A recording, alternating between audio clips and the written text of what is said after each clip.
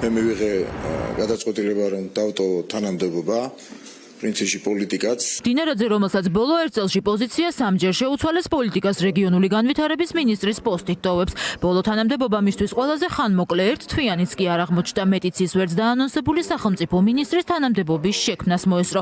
სექტემბრის პირველი კვირიდან კობახიძეს მდინარაძისთვის წესით ახალი რეგიონული პოლიტიკის საკითხებში სახელმწიფო მინისტრის თანამდებობა უნდა შეექმნა. შესაბამისი ცვლილებები კი ოცნების პარლამენტს უნდა დაემტკიცებინა.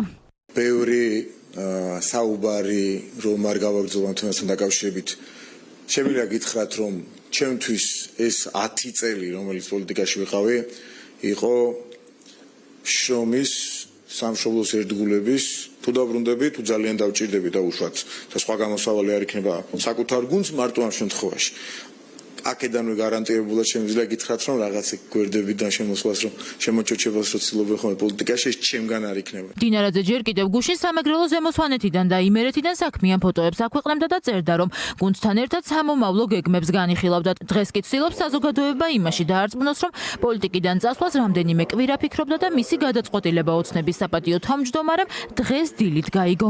ჯერ წუხელ პრემიერ-მინისტრს დიდი ხნის განმავლობაში ვესაუბრე, დღეს დილით ასევე ვისაუბრე პარტიის საპატიო თავმჯდომარეს და ჩვენ სამ ადამიანს შორის დეტალებში ჩავდივარ სპეციალურად შედგა ეს საუბარი რომ მე მირჩევნია გავიწიო. თუმცა ალბათ ყველასთვის ნაკლებად სავარაუდოა რომ ბიძინა ივანიშვილზე გაკეთებული იმ განცხადების ავტორი რომ შესაძლოა ვინმე ივანიშვილის განადგურების გეგმა მოიფიქროს ან ის გააგოროს თანამდებობის დატოვების შესახებ გადაწყვეტილებას ოცნების საპატიო თავმჯდომარეს დღეს ბრიფინგამდე რამდენიმე საათით ადრე გააგებინებდა. ფაქტი კი ისაა, რომ დინარაძის პოლიტიკიდან წასვლა იმ განცხადებებს ემთხვევა, რომლის გამოქვეყნებაც რუსთავის ნომერ მე-12 პენდენციური დაწესებულებიდან ოცნების ორგზის პრემიერმა ღარიბაშვილმა დაიწყო. დაპატიმრებული ექს-პრემიერი ამბობს, რომ წერილი, სადაც ივანიშვილის შეთავაზებულ ორ ვარიანტზე იყო საუბარი, მან საპატიმროში მდინარაძისგან მიიღო. ბრალდებებს ოცნების უკვე ყოფილი ლიდერი უარყოფს. წერილი ღარიბაშვილის კი არა არავისთვის არ გამიგზავნია მესიჯს თუ არ ჩავთვლით სატელეფონო არავისთვის ცხოვრებაში არანაირი წერილი გამიგზავნია არანაირი არასდროს მისი მხარდამჭერის პოზიციიდან არის წერილი დაწერილი ხო მამუკამდენად რანაირი შეიძლება რა ყოფილიყო ჩვენ ორი გზა გვაქვს და რაღაცები ეწერა ხო ან უნდა ვიბრძოლოთ ბოლომდე მამუკამდენად ეწერა და ვიბრძოლოთ ბოლომდეო რამდენადაც თავაწეული მივდივარ იმ პოზიციიდან იმდენად თავაწეული ვიქნები და ვიმუშავებ ახალ პოზიციაზე დიდი მადლობა გამოწვევა მიღებულია ბატონო პრემიერო ასე თავაწეულმა მიიღო ახალი გამოწვევა და რეგიონული განვითარების მინისტრის პოსტი დაიკავა ისევე როგორც ჯერ უსაფრთხოების სამსახურის უფროსი გახდა 7 თვეში 7 წოდებაც მიიღო 8 თვის შემდეგ კი გელაგელაძით ჩაანაცვლეს სუსის ხელმძღვანელობიდან გადაყენებულს კი კობახიძემ სამართალდამცავი ორგანოების კოორდინაციის საკითხებში სახელმწიფო მინისტრის თანამდებობა შეუქმნა და 3 თვეში ისიც გაუუქმა გამოვიდეთ რომ დიდი ხანი არ იყოს ჩემი ამ პოსტზე ყოფნა გულწრფელად რომ გითხრათ იქიდან გამომდინარე რომ აქაც გარკვეული საკითხების გამართვა მენეჯმენტის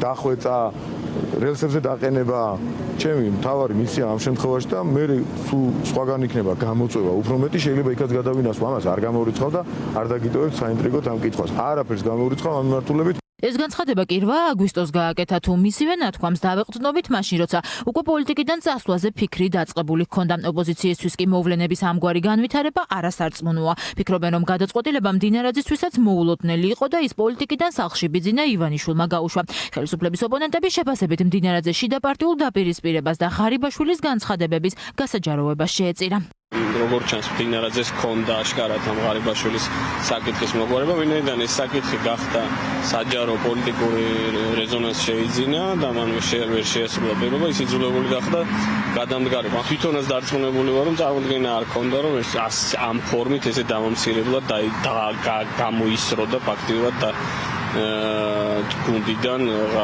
ივანიშვილი, დინარაძე და კობახიძე დასუსტებულები არიან და ეხლა დაიწყება აი ახალი ტალღა უშუალოდ დინარაძის და კობახიძის წინააღმდეგ, რასაც საბოლოო ჯამში ალბათ კობახიძის თანამდებობა შეეწირება. აქ ყველაფერს წვეთს ბიძინა ივანიშვილი და ახლა ბიძინა ივანიშვილმა გადაწყვიტა, რომ მორიგი მისი ქვეშერმდომი მოაშოროს არამხოლოდ თანამდებობას, არამედ პოლიტიკას. იმიტომ რომ მოდი ვთქვათ, რომ მამუკა დინარაძე, რომელიც კორუფციის თანამდებობა ფულის მოყვარული ასე შემდეგ და ასე შემდეგ თავისით რა თქმა უნდა არ წავიდოდა არც თანამდებობიდან და რაც ყველაზე მნიშვნელოვანი არც პოლიტიკიდან.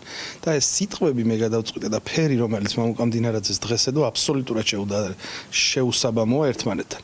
ოპოზიციაში თანხმდებიან, რომ ივანიშვილი ქვეყანას რუსული მეთოდებით მართავს და ამავე მეთოდებს იყენებს საკუთარ გუნდშიც, ანუ თანაგუნდელების წინააღმდეგ ჯერ კომპრომატებს აგროვებს, შემდეგ სასურველ საქმეებს აკეთებინებს და ბოლოს ან სახლში უშვებს, ან ციხეში. სახელმწიფოებრიობა დაიყვანეს კორუფციის, პირადი გამდიდრების, შოვნის, ბოროტების, ქვეყნის ძირის გამოთხრის საშუალება და საფუძვლად.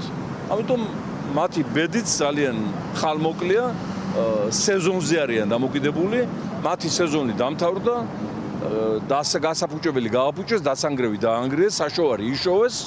ეხლა უკვე მოვიდათ პასუხისმგებლობის დროც, რაღაცა დავალებებიც ვერ შეასრულეს ამასობაში, უფროსმა მოსთხოვა პასუხი. მამუკა მდინარაძე წლების განმავლობაში ხელისუფლებაში წამყვან თანამდებობებს იკავებდა. რიგითი დეპუტატობიდან ისჯერ ქართული ოცნების უმრავლესობის ლიდერი გახდა და საპარლამენტო მუშაობა ჩააბარეს. კობახიძის გაპრემიერების შემდეგ კი სახელმწიფო უსაფრთხოების სამსახური. შესაბამისად, ახლა მთავარი კითხვა ვინ იქნება შემდეგი და მდინარაძის წასვლით დაიწყება თუ არა რღვევა კობახიძის მთავრობაში. სამიზნე ეხლაც არის კობახიძე. კობახიძე ფაქტობრივად ეხა მარტოა დარჩენილი, ხო? ის რეალურად მოწყვეტილია, საერთოდ ჩამოშორებულია აღმასრულებელ ხელისუფლებას, წმინდა ტექნიკური მთავრობა შექმნა ბიძინა ივანიშვილმა, მარტო არის სახში დარჩენილი, ხო? მარტო სახშია ეს ფილმი ხო გაქვთ ნანახი, ხო? აი ბავშვი მარტო დარჩა სახში, ხო? რომელსაც დამლაპარაკებელიც კი აღარ აყავს მთავრობაში. ერთი მდინარაძე ყავდა, ყავას სვავდნენ და ჭორაობდნენ, ალბათ და ისიც აღარ აყავს. ახლა საინტერესოა, როგორ განვითარდება პროცესები ქართულ ოცნებაში და მივა თუ არა ყველაფერი იქამდე, რომ თანამდებობის დატოვება ირაკლი კობახიძესაც მოუწიოს. საინტერესოა ისიც დამატებით მიმდინარე პროცესებზე რა ექნება სათქმელი ექს-პრემიერ ღარიბაშვილს სავარაუდოდ ეს მომდევნო დღეებში გაირკვევა.